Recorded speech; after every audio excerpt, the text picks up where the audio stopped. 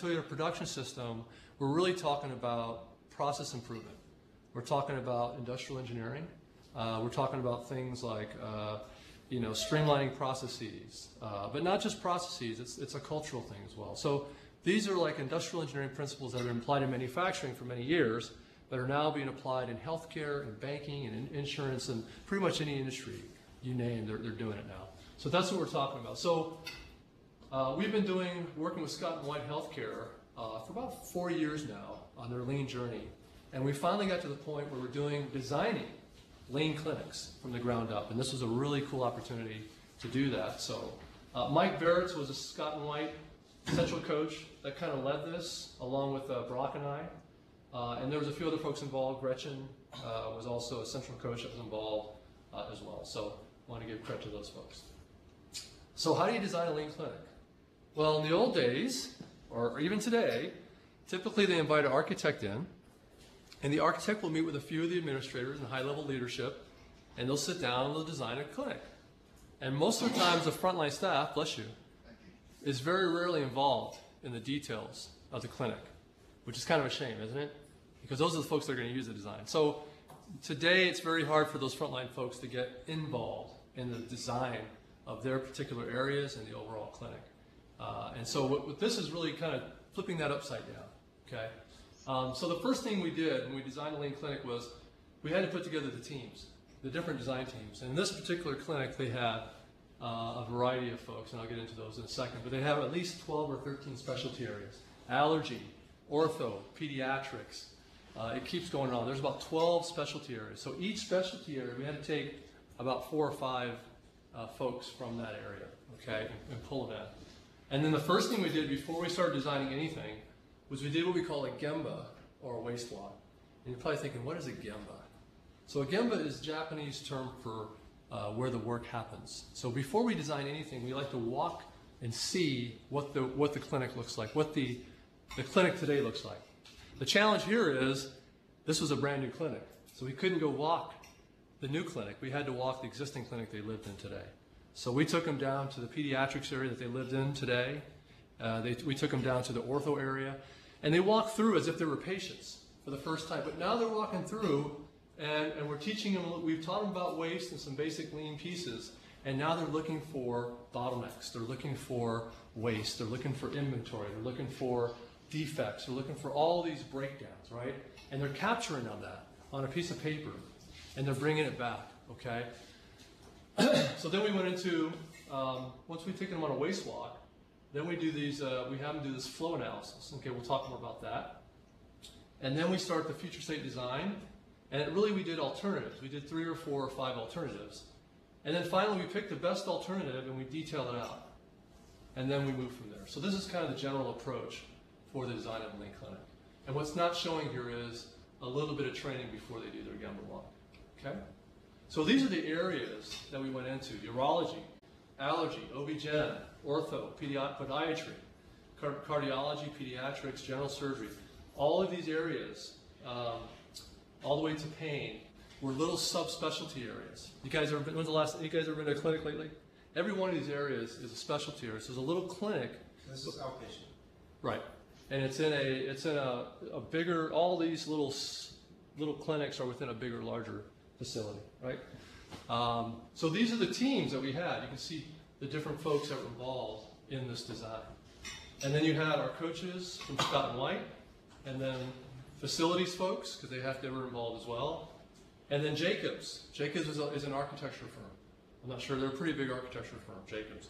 So we had the architects, which we had to train as well, because they're not used to designing clinics this way. And then you have myself and Brock. So a little bit about Scott & White Healthcare. Scott & White's on a journey to achieve, become the most trusted and most valued name in American healthcare, which means doing things differently. Not just a little bit, but radically. So the way they design their new clinics, all their processes are totally relooking at all that. Because they don't just want to get a little bit better, they want to get dramatically better. So lean is one of the things they're using to help them get there. And they've been on this journey for about 4 years now. So it's Central Texas based. They're a not-for-profit healthcare system founded in 1897. They're primarily they're a teaching campus, so they're connected with Texas A&M, and they have the med school. That's part of the main campus there in Temple, Texas. Okay, they have 12 hospitals, 60 plus primary specialty and urgent care locations, 13,000 employees, 900 physicians, and 400 medical residents. Their service area spans about 29,000 square miles. It's huge. It goes from Waco to Round Rock to College Station, all the way over to Marble Falls. Pretty big area. And then they have 180,000 plus health plans, so they have their own health plan as well. Scott & White's national reputation, top 100 hospitals in cardiovascular care, top 15 teaching hospitals. So they're already a best-in-class health system, but they want to be world-class. So this is a scenario where we're not trying to make them just profitable, like a lot of hospitals today are losing money. They're already profitable, but they want to become world-class. And they're using lean to help them become world-class. Okay? A little bit of history, I won't go into much detail, but in the last 5 to 7 years, a lot of change has happened. And you guys we won't talk through most of it, but basically Dr. Pryor, who's our biggest champion to date, was a CMO, and that's when a lot of these changes started happening. And they went from a smaller system to now where there's 12 hospitals and numerous clinics, and they're still growing. This College Station clinic is just one of many new clinics that they're designing. So they've got one in Marble Falls that's coming up. They've got one in College Station, and they're growing. So it's a growing system. Hey, Terry? Yes, sir. Help me with terminology there. I understand what a staff model is. HMO is where you own your own doctors and you have them on staff. What does all payers mean? All payers. Where is that at? The second one down, 2005. Converted from staff model HMO to all payers. I don't know. Let me get back to you on that one. Guys, can you help me out with that one? Does anybody know that back there, Scott White? HMO to all payers. Does that ring any bells? Ash? I don't know. Yeah, I think I might know, but I don't want to answer because I'm not positive. Okay. All I can say is I'll get back to that, Colonel. But I will say this: the one thing they do have is their docs they are staff. You may have a few contract docs here and there, but the vast majority of the docs that work there work for Scott & White. They're not independents. Correct me if I'm wrong there, Ash, but most of your docs they're salaried. So that makes a big difference, right? Because you have a little bit more leverage. You have a little bit more leverage with those docs. Because that's your biggest challenge, right? It's the docs. Bless their hearts, right? So Bob came on board, a lot of changes, a lot of growth, and the biggest reason they really wanted us to help with lean was to help with that growth. As you were talking about earlier, they were scaling up. They were acquiring new hospitals. They were acquiring new clinics. They were buying new clinics, and they're building new clinics. And they wanted to use lean to create that common thread, that common structure, that standardization, so that everybody wasn't doing it their own way. So there wasn't duplication of effort and wasted resources. So that's the whole idea. Okay, so the College Station Clinic was really the first clinic that they pulled us in to help design this new lean clinic. We had about 50,000 square feet. The existing College Station Clinic was established in '86. It's a very big clinic now, but it was originally 4 providers and 50,000 square feet. Expanded in '94, and now it's 50 providers, 160 staff, 120 square feet. And you can kind of sense how it's grown. You know what happens when you start with a small footprint and you kind of grow? It doesn't usually grow in a very nice way, does it? Have you ever had a house and built onto the house? Does it build upon? It doesn't really build upon very nicely, does it? It's better to have the house designed the first time. So when you grow like that, it sometimes doesn't grow very seamlessly, right? It's a little dysfunctional sometimes. It's the largest clinic at Scott & White Healthcare. It really is a huge clinic. It feels like a little hospital. The current facility is not laid out for efficient patient care. So as they grew this clinic over the years, it was designed, who do you think it was designed for? Patients or staff? Staff. It really was never, when the architects came in, there was no flow analysis for the patient. So if you're an allergy patient or you're a pediatric patient, they're not really walking you through and saying, getting a feel for how the mom and their kid are going to show up or arrive at the front door and get to pediatrics and how that flow is going to happen. It was really more about how can we maximize exam rooms and how can we maximize doctor's offices, right? That's what they're trying to do. Inpatient facility needed, and Bryan College Station provide total integrated care to patients. The hospital started construction in 2011, so they already had a hospital that had already broken ground, and they needed this new clinic. Okay? So the first thing we had to do before we did any Gemba walk with the teams was to teach them a little bit about waste, right? Because at the core of lean is waste. Okay, at the core of lean is waste. And the acronym we taught them is this little acronym called downtime. You guys ever heard of the 8 waste, lean waste? So we'll just talk really briefly about it. The 8 waste are defects, overproduction, wait times, not utilizing creativity of employees, transportation waste, inventory motion, and extra processing. So what do you think we mean by defects? Why is defect a waste? What do you guys think? So you have to redo the work. You got to redo the work. So it creates extra processing, it creates more work, right? So a defect is a waste, right? What about overproduction? Why is overproduction a waste? Why is it wasteful to overproduce? Overproducing, what do you guys think? You got to store it, you got to do something with it. I mean, it just doesn't turn value. Well, if you overproduce, let's say the customer asked for 3 Toyota Camrys, and you built 10. What happens to the remaining 7? They go sit off in inventory somewhere, right? So overproducing is probably one of the worst ways because you're putting time and effort into something that the customer hasn't even paid for, right? You're overproducing. Why would we overproduce though? Why do you think we would overproduce? Why would we make 10 Camrys instead of 3 Camrys? So you can respond more quickly to them. It's easier for staff, right? You're kind of forecasting. There's a few reasons you overproduce, but most of the time it's because it makes it easy for us. I can set up for 10 Camrys. It's easier for me to set up for a long run, right? I can set up once, I run 10, and then I shut down. But it's harder for me to set up for 1 Camry, then change over to an Avalon, then change over to a Tundra, and so forth. You guys see that? So they run larger batches because it makes it easier for staff. Yes, sir.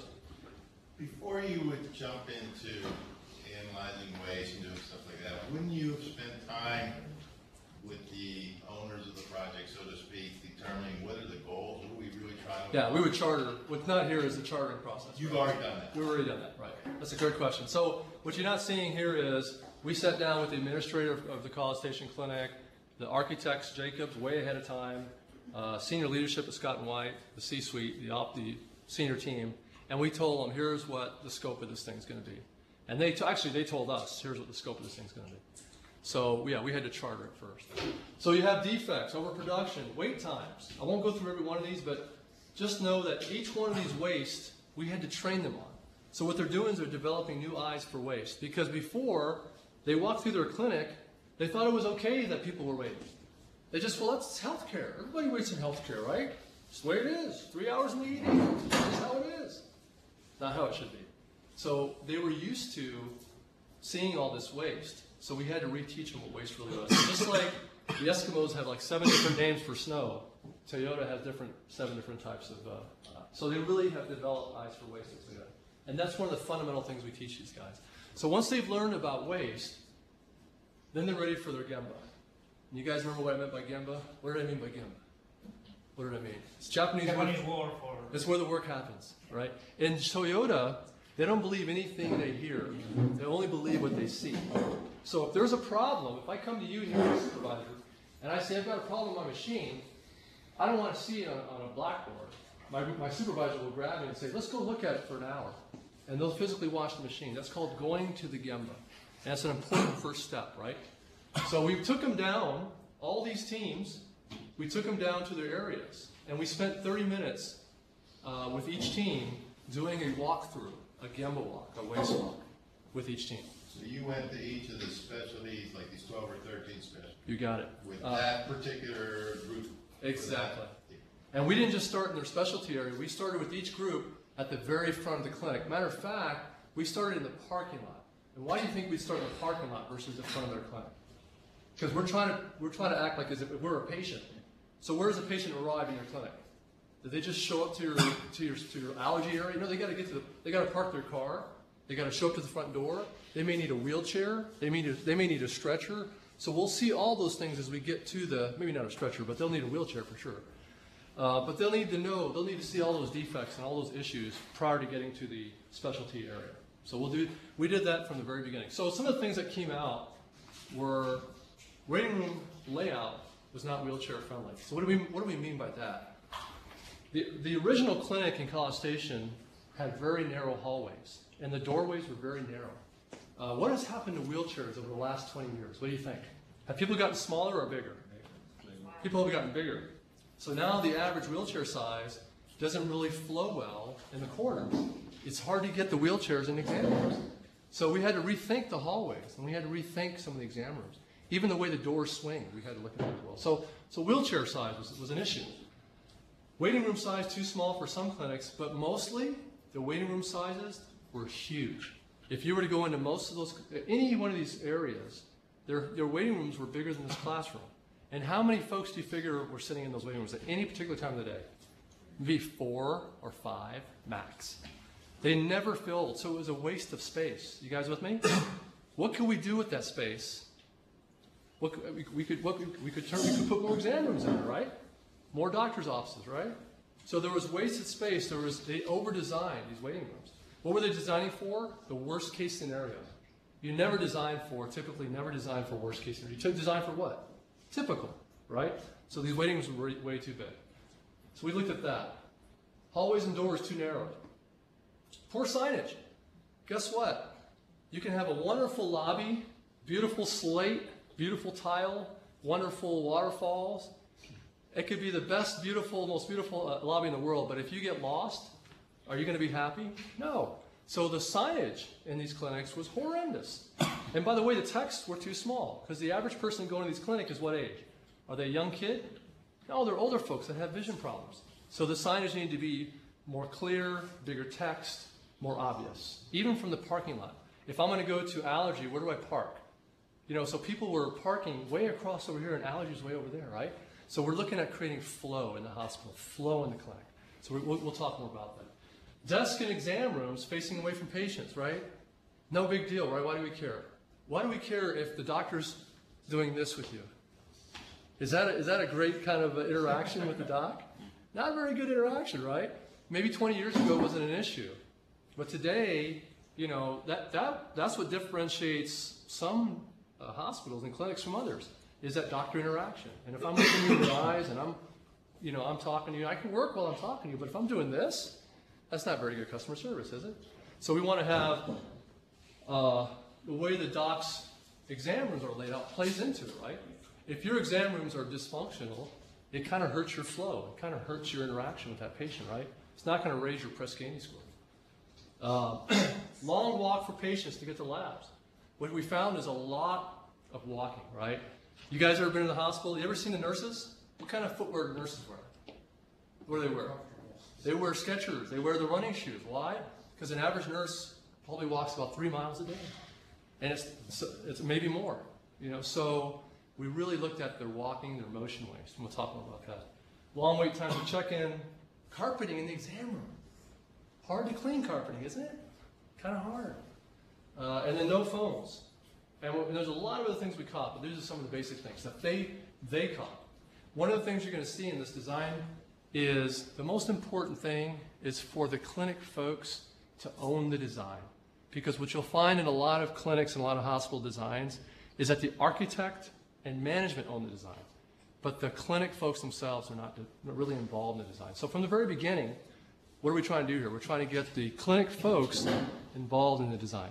So whatever you're designing, I know you guys are still going to ME school there, but one thing that I learned early on is it's not just what's in your head as an engineer, it's what's in the frontline person's head. Does that make sense? If they can own the design, if they feel like it's part of their design, it's going to be more successful. It may not be an A+ design, but it's a B+ design they can believe in. Does that make sense? That's more important, okay? Okay, and so forth. So we did our gimbal walk. We found a lot of waste. The next step was we did a flow analysis. And this is so painfully simple, you're going to laugh how easy it is. But the easier it is, the better it is, right? Design shouldn't be so complex. It doesn't always have to be AutoCAD. This is basic yarn. We had yarn, and we had them do a flow analysis of the top 3 patients, every area. So Colonel, in this case, if there was allergy, we'd do a flow of a medium complexity, a high complexity, and a low complexity case for allergy. We do 3 examples of 3 typical patients for each specialty area. That makes any sense. Doesn't it make more sense to go by DRG rather than complexity?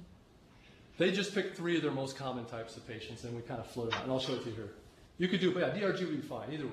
But they did it by, they basically told us the top 3 types of patients, the most So common. you can walk into any clinic and talk to the administrator, these are my top 10 diagnoses that I treat every day. Yeah, by Just DRG. pick the top 3. Top 3, yeah. That's basically what we It would did. make more sense to me than by complexity.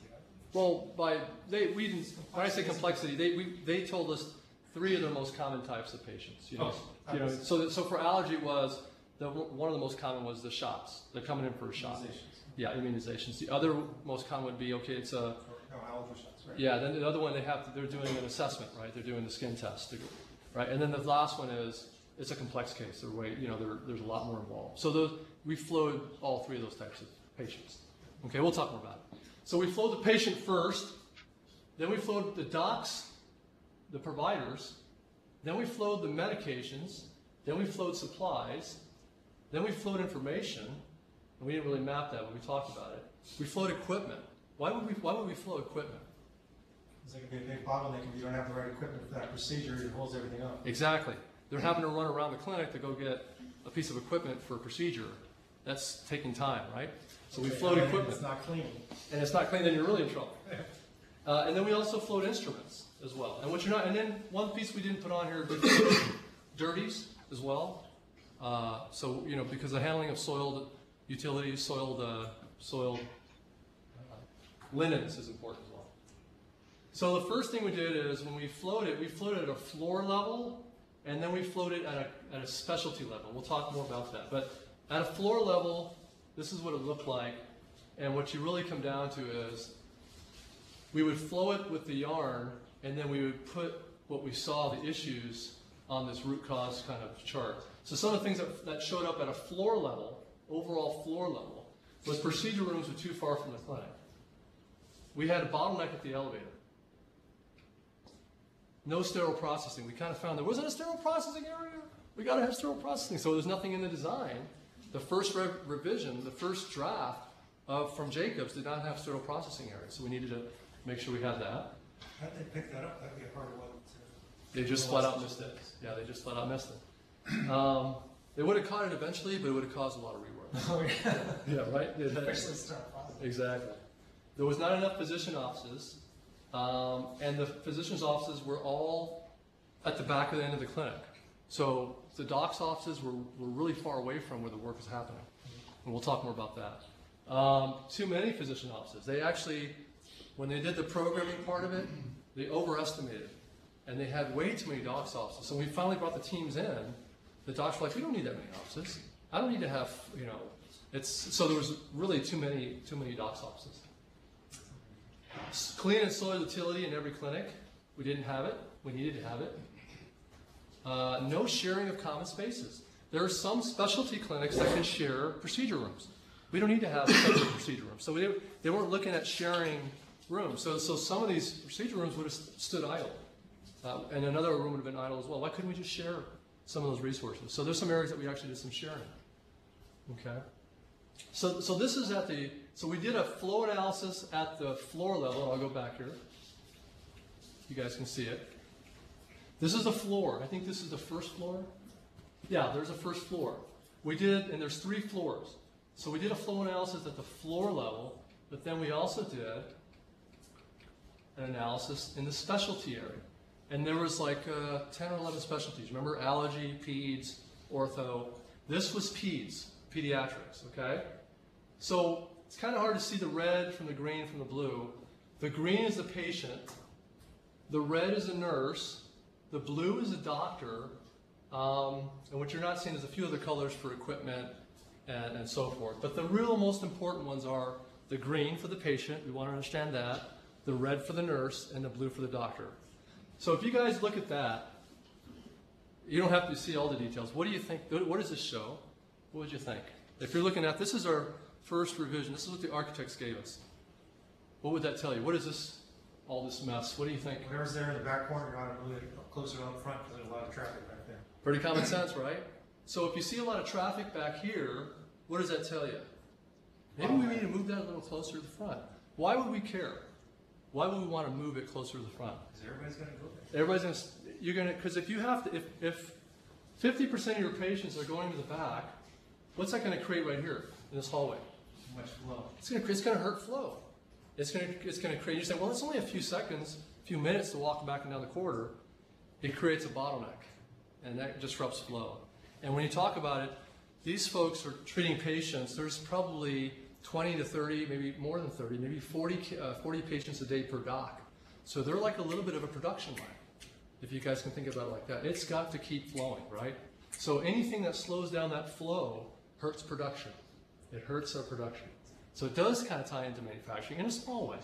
Okay, so that's exactly what we saw. It was a lot of motion, and what you really can't see is the worst of it was for the patient in the green, but it was also for the red, for the nurse. Okay, and what this room back here was, this was the common nurse area. This was the nursing station. The nursing station was way in the back corner of the clinic, which is not, where should the nursing station, the busiest place in the whole clinic, where should it be? Should be right in the middle, shouldn't it? You think? So that's the first thing they did was, so some of the issues they found, from this flow analysis, they brainstormed some of the issues. So one of the bigger issues was no line of sight from nursing station procedure rooms. There was a bottleneck at the nursing station, bottleneck at vitals, soiled and clean utilities too big. There was no need for this council room. We had a room as a council room, but they didn't really see the value. This team didn't see the value in this. And then they had too many doc's offices and a few other things as well. But so this is their first revision. Yeah. When I hear something like that, no need for council room, I'll start asking a lot more questions, like bring in the Patient Safety Joint Commission people and talk to them, because why was that need identified? I think this one is Why is because it they had another council room adjacent that they could share. I think in this case, it wasn't that they were going to do away with it. It just they could use another council room. There was another area that was butting up with that had additional. So yeah, so that one's, yeah, Jayco's going to make us have a council room, but I think in this case, they already had an adjacent room they could use. There's no sense in having one for each, for peds and for the area next to it. More shared Yeah, yeah. Kind of making better use of the common areas. So this is their first revision, okay? And what you guys don't see is, and I'll highlight it. Remember the nursing station was back over here, right? They moved it to the center. But who moved it? Did the engineers move it? The architects move it? The teams moved it. Why is that important? Because it's their design. You guys see this? It's a simple thing. There's no AutoCAD here. The AutoCAD comes in at the very end. Once we go through these revisions, then we give it back to the architect. They went and put it back in AutoCAD. But we let them cut shapes out. And it's the same shape and same sizes. We just mixed and matched things. We said, okay. And he said, well, Jerry, you can't do that. What about the mechanical? What about the HVAC? What about the plumbing? At this point, it's completely flexible. In other words, as long as the walls are in the same place, pretty much everything else can be moved. Because the electrical and mechanical hasn't been plumbed in. There's no design for that yet. We're just trying to get the basic layout set up right now. Okay? So it's pretty much fair game. The hallways, you can see the hallways are still roughly the same areas, but what's moved is they took the nursing station in the back corner and they moved it, centrally located nursing station with line of sight to procedure rooms, okay? And they had the procedure rooms moved over here. Because before the procedure rooms were over here. So they wanted to have line of sight. But that was only their first option. So after this we said, guys, is that the best we can do? And they said no. Because remember, this is their first shot at it. So I'm going to show you the second design if you want to. Go ahead. I would say you need to bring in some more sort of overall guidelines before that. For instance, I know some facilities that were designed, normally you see a left mirror, right mirror room, and you have the electrical and plumbing in the middle, so they can share a lot of common utilities, and it's much cheaper to build that way, but it's more confusing for the providers and the nurses and stuff who are working there, because it's like, okay, this is the left-hand room, where is it in here?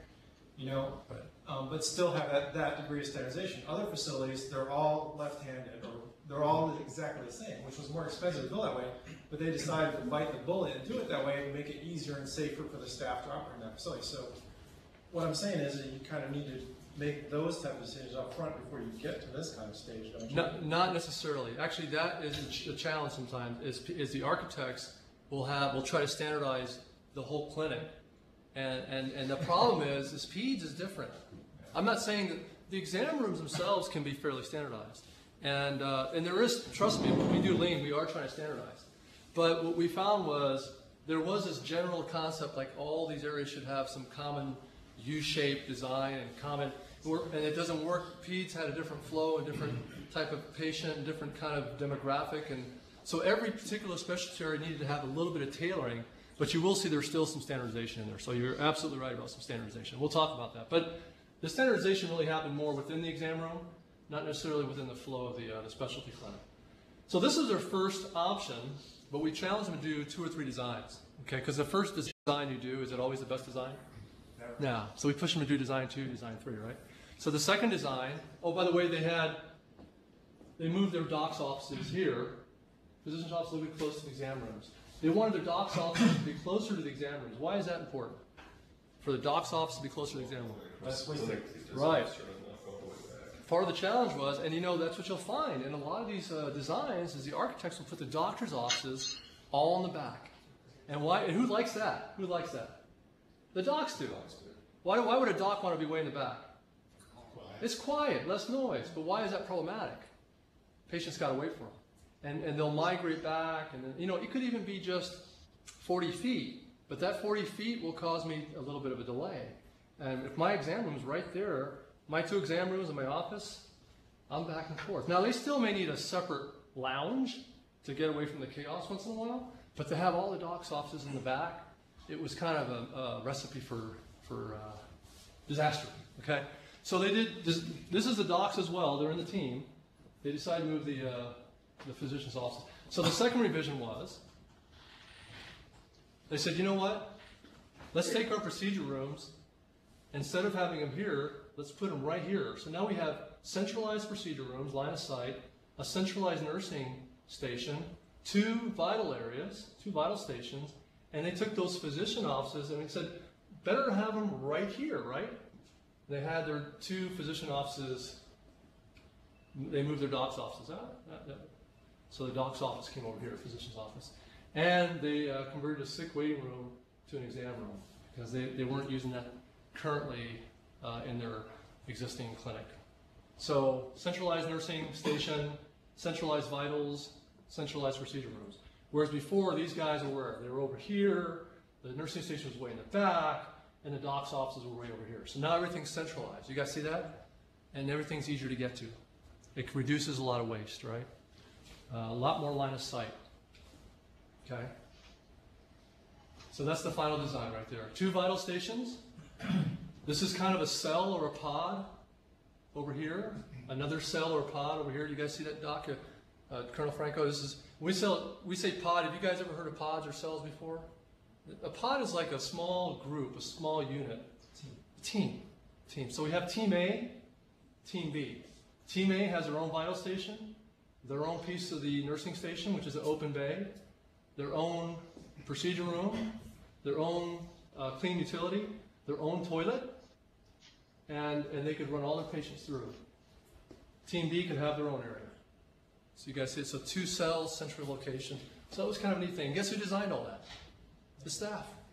They owned it. After we were done with this, they were like, you better not change this. Because the architects have a habit of sometimes going back and changing things. So, yeah.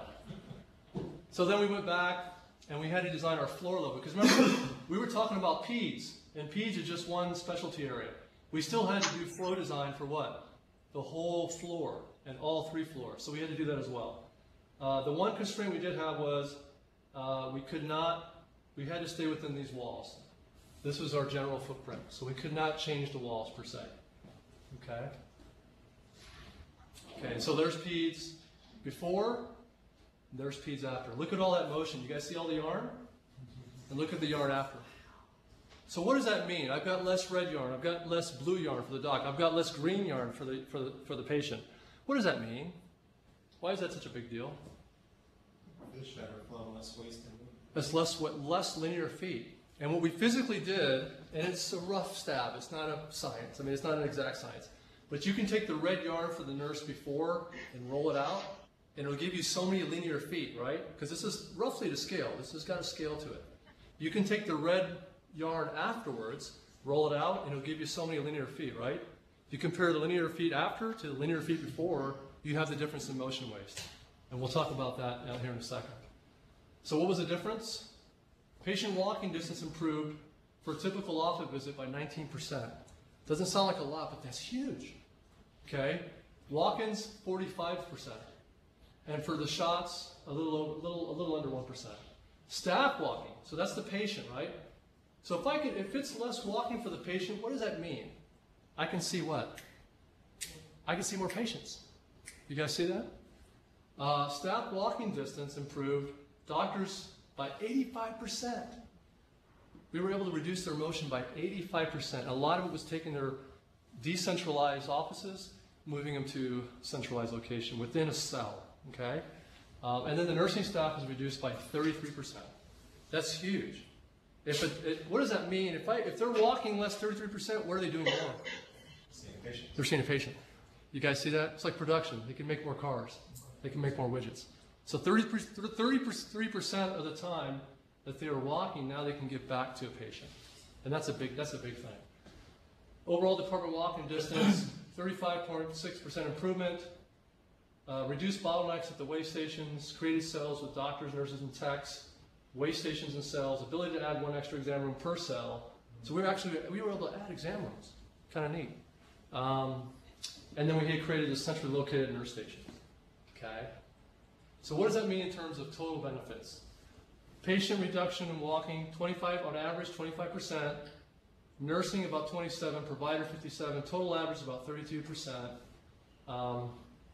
Which equates to time, which equates to more patients, okay, and money, capacity. But the total dollar came out to almost $837,000. Okay, we gave back square footage.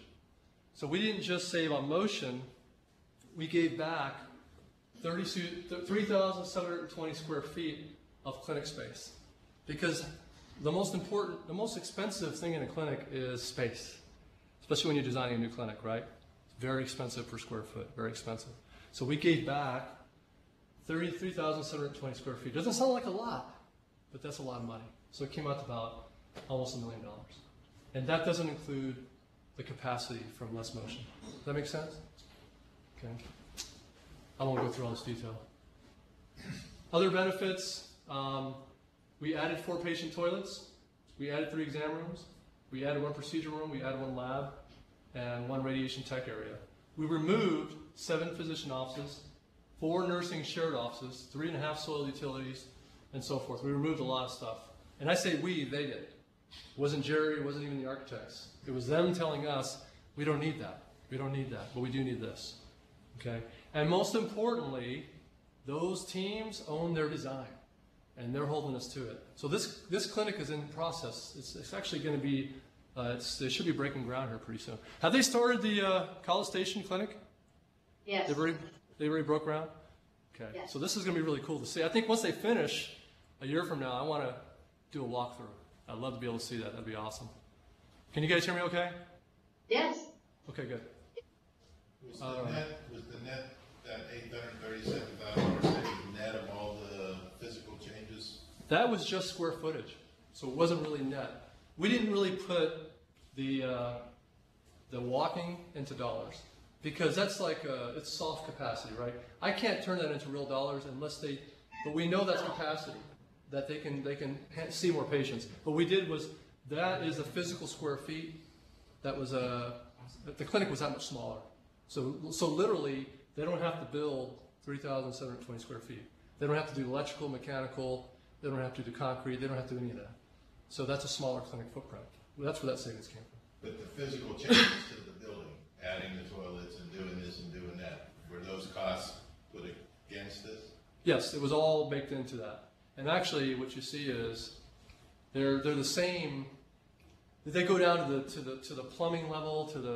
No, we didn't break it down to like the actual. Really, where was it? Right here. We got rid of 4 patient toilets. So yeah, I mean, did we go down and we got rid of a lot more than we added. But what happened was a lot of things we got rid of allowed us to add. So we didn't add any space.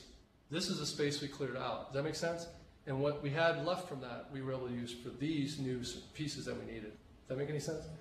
Yeah, I guess. There's a little bit of a cost because, if we have more toilets, there may be some more plumbing involved, but we didn't get down to that, we didn't estimate the plumbing piece of that. No, Yeah, it was I guess just, what I'm just trying to, you don't wave a magic wand, these changes occur. Somebody had to clear the area, move stuff, people do that, there's an expense. Was that just minor? this is a brand new clinic, Oh, this was brand new. brand new. Oh, I thought you would analyze the old one. We went and analyzed the old one to help us get ready for the new one. Oh, That's the challenge, but this is a great point. That's the challenge of designing a new clinic and designing it for lean, is when you do your Gemba walk, you don't have a real Gemba to walk, do you? You have to walk the Gemba of the old clinic so that people can see the waste in the environment they live in today, okay? But the design, there was a design for the new clinic already. There was a Rev 1. So we took that Rev 1 and we played with it. But we used the waste we found from the original clinic to help us understand where we were broken. That makes any sense. but you had an existing clinic, you could do the same process, you just have to weigh how and how you execute the plan. But you can do the same process, this is how our people move around. Oh, absolutely. We do that all the time. And it's the same set of steps, right? Absolutely, that is what we do all the time. Is we go into an existing clinic and we do the 7 flows and we move things around. We don't even have to tear walls down. We just move what happens in the room. Because you have an exam room and a doctor's room. Essentially it's the same room. Now the doctor's office has to have a sink and it has to have, there's a few things that are different, but essentially you can move services around to create better flow. You don't necessarily have to have a construction crew come in and tear things down. But yeah, that's most of what we do is work within an existing clinic. This was an opportunity to build a brand new one with a lean kind of flow in mind. All right, did I go over super? Are we close? Okay, any questions, guys? All right, Ash, Stacy? Okay. So next time we're gonna have full group, hopefully? We'll see. Yeah. We're hoping. So next time I'm hoping that you guys can present. I'm hoping to have maybe an embedded coach from Scott and Wyatt or a central coach present, if possible. Okay. Yep. Okay. Okay. All right, guys. Any questions? Thank you all so much. Appreciate it.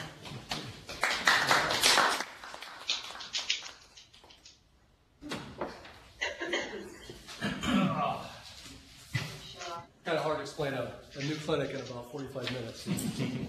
We did this in Las Vegas 2 weeks ago, and we Thanks, had like Jerry. about 2 hours. Hey, have a good one, Stacy.